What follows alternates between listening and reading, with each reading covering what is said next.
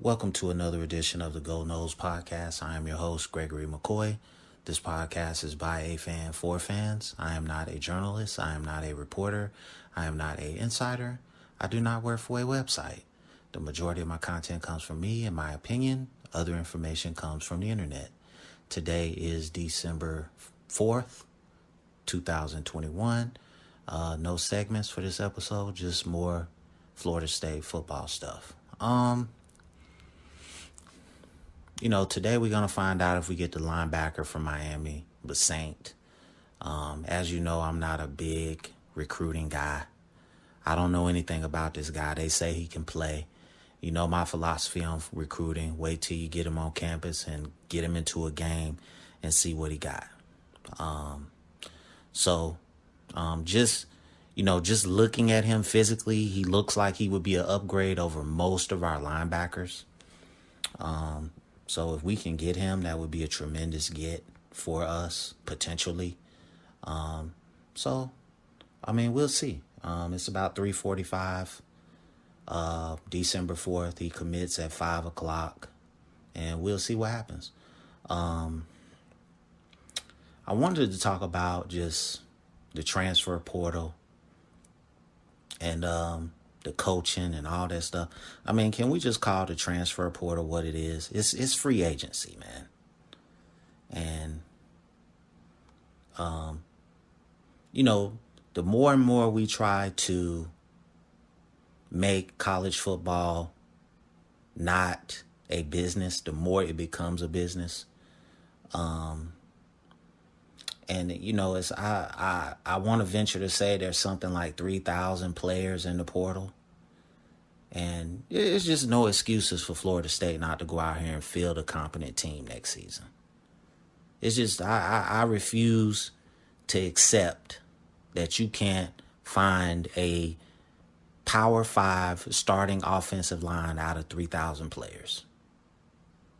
Okay, Florida State, the name, the logo, still carry some weight. You should be able to get some guys to come there and just have a middle of the pack Power 5 offensive line. And I just, I listen to other podcasts. I listen to stuff on, the sport networks and about Florida State. And it's just like, are we watching the same games?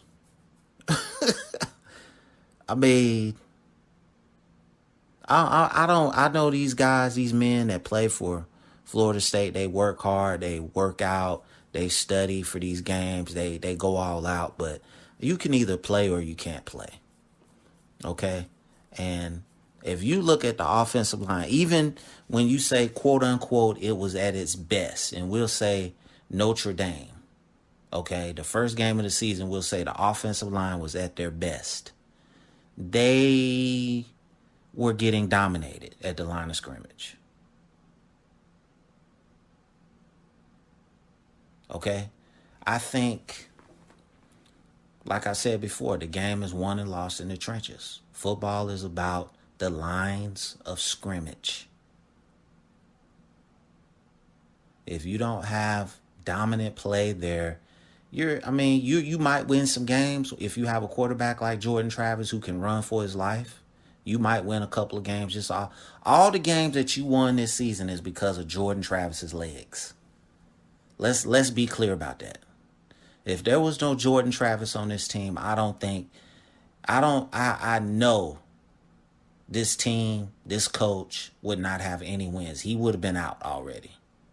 We would be looking for a new coach if Jordan Travis wasn't on this team. So, to me, I've seen in games where the offensive line has protected well in spots, and he's made money throws. If they can protect him consistently and not make him have happy feet because he thinks when he drops back, he only has 1 second to throw, I think you would, see him evolve as a passer.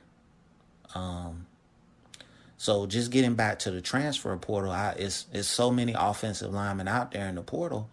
I just think you gotta find some guys. I give kudos to the coaching staff for keeping the recruiting class together, you know, through the ups and downs of this season. And, just they did a tremendous job on that. And I love the way they've hit the road and they're recruiting and not resting on their laurels. I love it. But now we have to take that and apply it to the regular season. And, hopefully we can. I think Florida State is still a premier job. It's not, we don't have the money of some of these other schools. But I just think just based on reputation and tradition, we can get guys. So, we'll see. Playoff expansion. It's going to happen. It's too much money involved, bro. Once these networks start bidding, it's going to expand. So it's just a matter of it's going to be 8 teams or 12 teams. And to me, my thing about football, I always want everything settled on the field. I don't want a committee voting on nothing. Okay? Now, if you do a 12-team format, I think you should have every conference, Group of 5 or Power 5, should have an automatic conference champion get into the playoff. I don't care how you seed them, and then have 2 at-large bids. So if you have if you want to put the SEC runner-up in the thing as an at-large bid, cool. If you have a Cincinnati that goes 13-0, 14-0, and they don't get in for whatever reason, okay, the at-large bid for that. But I just want every team in FBS Division 1 to have a shot at the championship. And I think if you go to the 12-team model for the playoff, let everything be decided. Have those 10. It'll never happen, by the way. So but I'll say it. It'll never happen. There's no way they're gonna risk letting somebody like Boise State or Louisiana or South Florida, just UCF or whoever win the national championship. They just not gonna risk it. And I just look at the leaderboards now for the college football playoff. Georgia, Michigan, Alabama, Cincinnati, Oklahoma State, Notre Dame. With the exception of Cincinnati, all those schools carry name recognition. And that's what they want. It's just amazing that they put that Cincinnati is even up there. I still feel like if Cincinnati doesn't come out and play their A game, they're going to put Notre Dame in, bro. And Cincinnati beat them. They're going to put Notre Dame in there.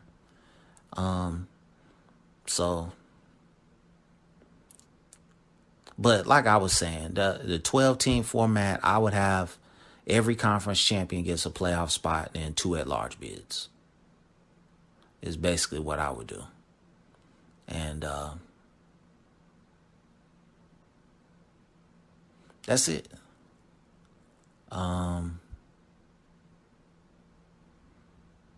What else did I want to talk about?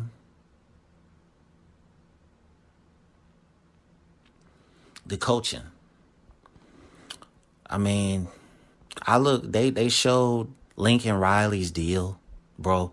How can you say no to that? $110 million guaranteed. They bought up his houses. He has 24/7 access to a Learjet, a G5. How are you going to say no to that? You're in the most fertile recruiting, one of the most fertile areas. I'm not going to say the most, because I think South Florida still has it on lock. But one of the most fertile recruiting grounds in the country, right in your backyard, a 50-mile radius. You have some of the most elite football players in the country. And you go to a school that has just tremendous football tradition. There's no way that he could say no to that. So nothing but respect. Nothing but respect for Lincoln Riley taking that deal, man. And Oklahoma has that oil money, and they're gonna get a good guy. I mean, to me, if I were them, I would go after the dude Peterson, that was the former Washington and Boise State coach. I think he would be a perfect fit there. I think he would be a perfect fit there, dude. And you just have to put enough money on the table, and he can't say no.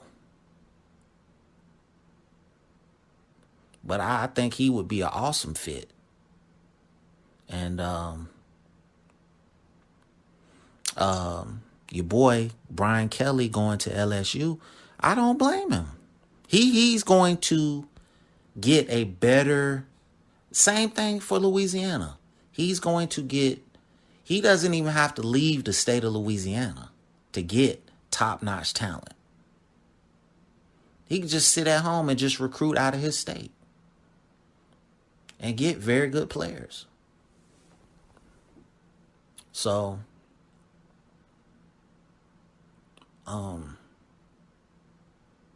it's just going to be very interesting to see. But I'm not going to say I've been a closet USC fan, but I followed them for a long time, since like Junior Seau and Ronnie Lott and Willie McGinnis and Jason Sehorn and Carson Palmer, Todd Marinovich. I followed USC. And,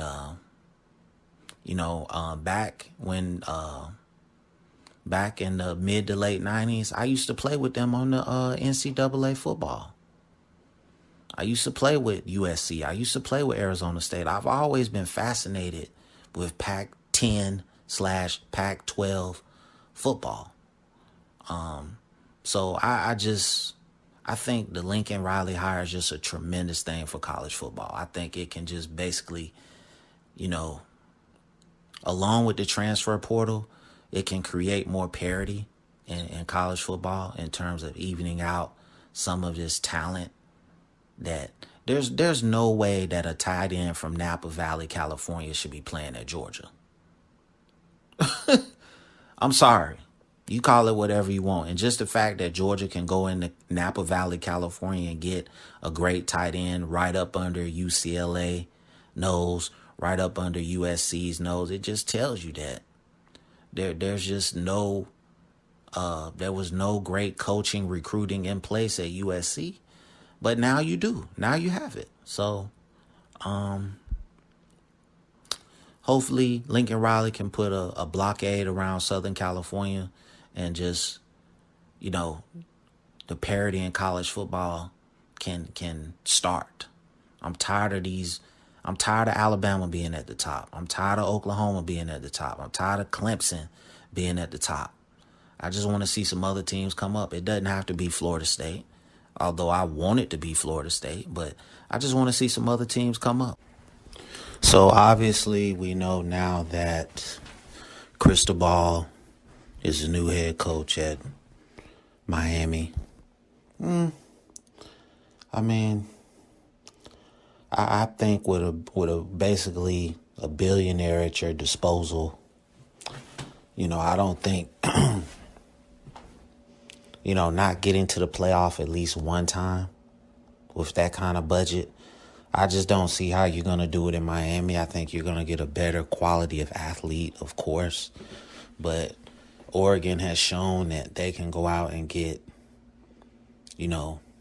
5 stars at a high level also because of money. So I just, with the recent investment that the Ruiz family has made into Miami athletics, we'll see. I still feel like Alabama, Clemson, Ohio State, they're gonna come in there and get whoever they want now, because South Florida has been wide open basically for the last 15, 16 years.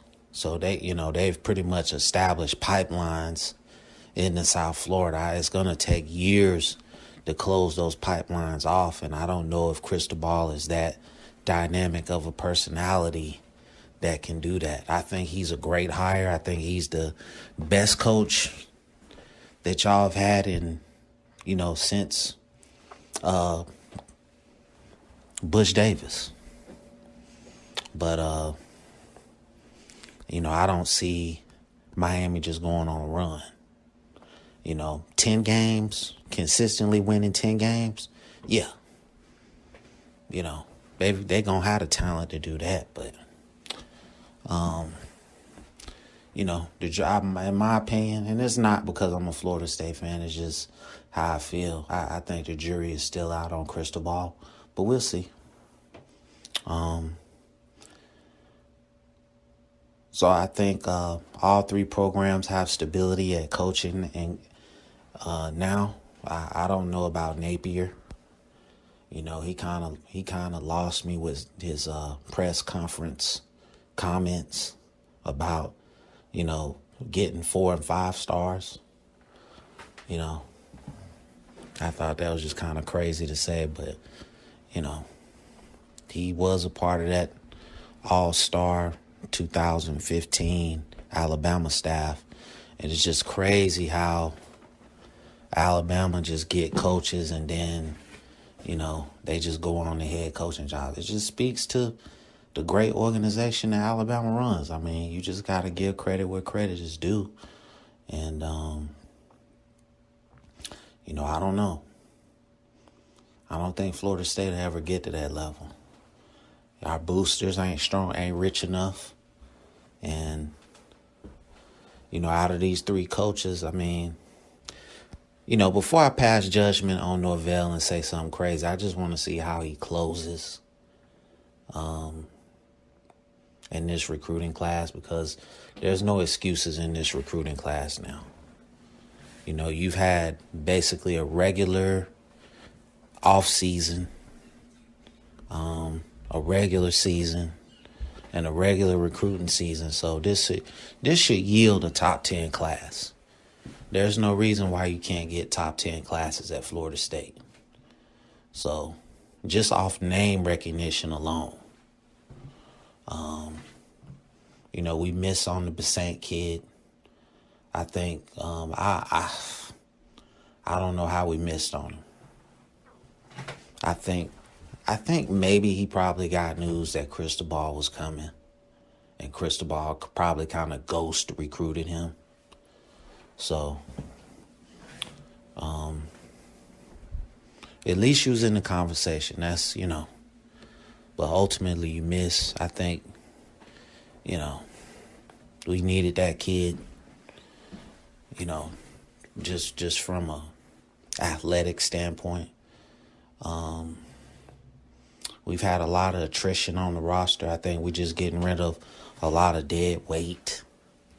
With the exception of Emmett Rice, but out of all the time that he's been there, he's only had one, okay season. So,